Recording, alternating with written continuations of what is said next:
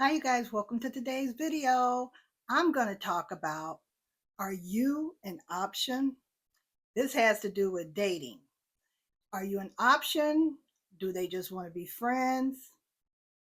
Well, I got a couple of stories to tell and a couple of things for you to look out for. So let's get into it.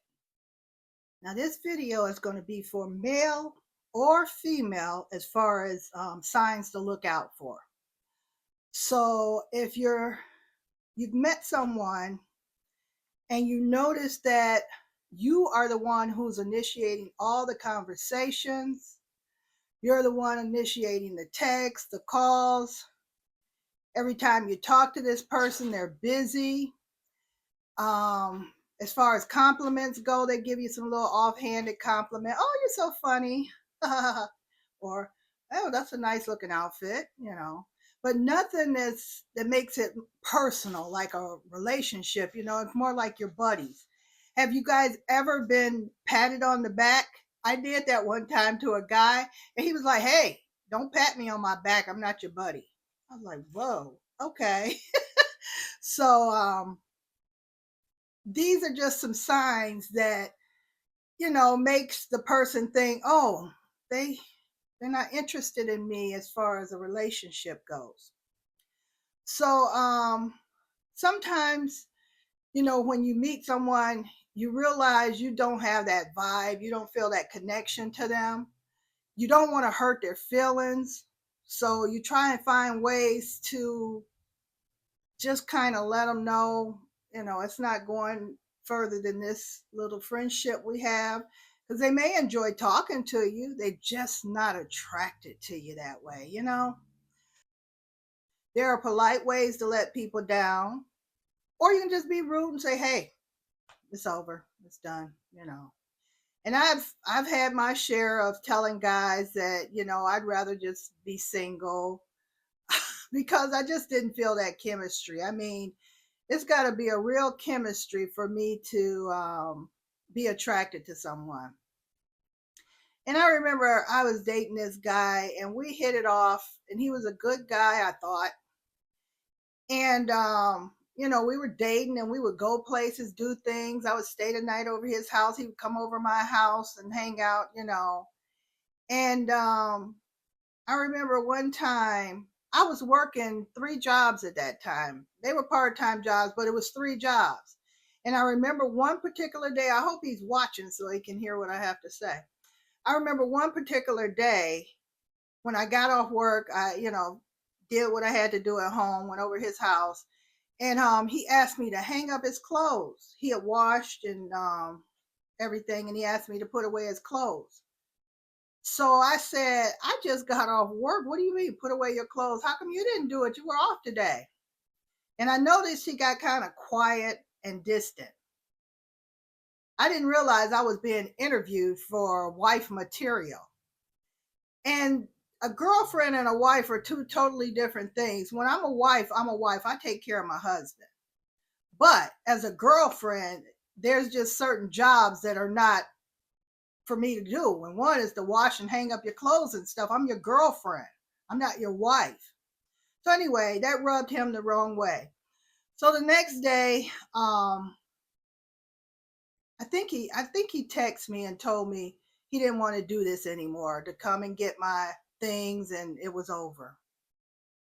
I was like, "Oh, wow, okay." And it was all because he felt I was not wife material because I wouldn't hang up his clothes. So that was April. Yeah, that was April of that year we broke up. And by August of that year, he was engaged. So that lets me know I was in a interview, in a loop here, being interviewed to see who he could find that would be the most submissive wife and would do whatever he wanted. He was a guy who felt like he was in control of everything, which is probably a good thing for me. I wasn't involved in that.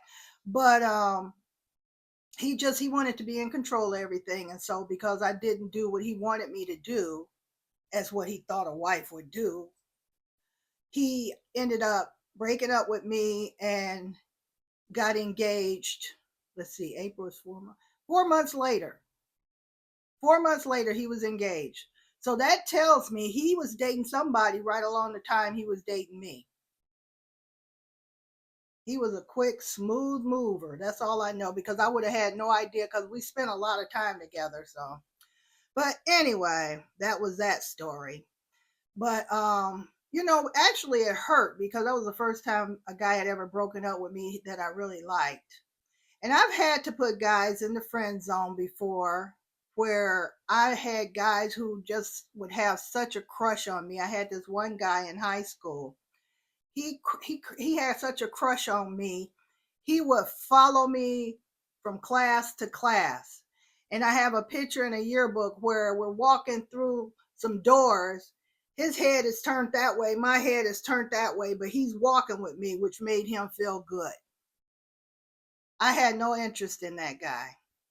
But it's just sometimes it's hard to let people down when you know that they have an interest in you and you just don't feel the same way. And so you try to be nice, you try to be polite. And sometimes being nice and polite can be the wrong thing for some people, because they don't know how to they some people don't know how to take niceness and politeness as a measure of, I don't want to have a relationship with you like that. Because you're being nice and because you're being polite with them, they take that as a yes. They want to be in a relationship with me. They're being really nice to me, because these people are probably people who other people just are not nice to them, and they just tell them right away, hey, I don't want to deal with you. This is where we get all this stalking and stuff in. People always trying to be so nice to people and get ourselves caught up in stuff. You know what I mean?